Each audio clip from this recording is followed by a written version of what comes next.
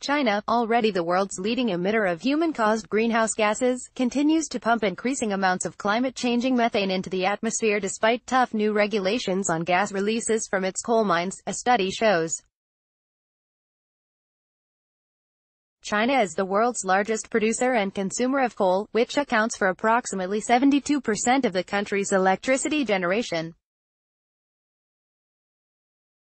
While data show that coal production has increased in China, it has been unclear until now how much methane gas, or CH4, has increased. Methane that is released during coal mining is responsible for the majority of coal-related CH4 emissions and is likely the largest human-caused CH4 source in China. Our study indicates that, at least in terms of methane emissions, China's government is talking the talk, but has not been able to walk the walk, says Scott Miller, an assistant professor of environmental health and engineering and of earth and planetary sciences at Johns Hopkins University. He is the first author of the study, which is described today in the journal Nature Communications. In an effort to reduce coal mine methane, China enacted regulations in 2010 requiring all mines to use all coal mine methane for electricity generation or heating, or to flare it. Flaring converts the CH4 into carbon dioxide, which does not warm the climate as effectively as CH4. The country's 12th five-year plan, the Communist government's strategy for economic and industrial development for 2011 through 2015, set a goal of using 8.4 billion cubic meters or 5.6 teragrams of coal mine methane by 2015.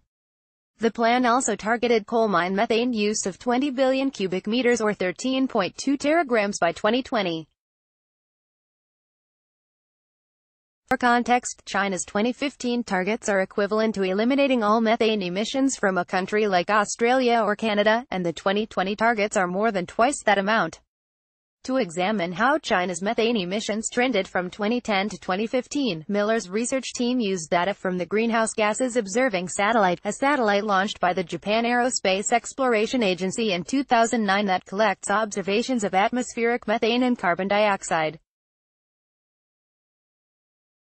It is one of the first satellites to measure methane and carbon dioxide with enough precision and accuracy to provide a robust view into greenhouse gas emissions at the Earth's surface.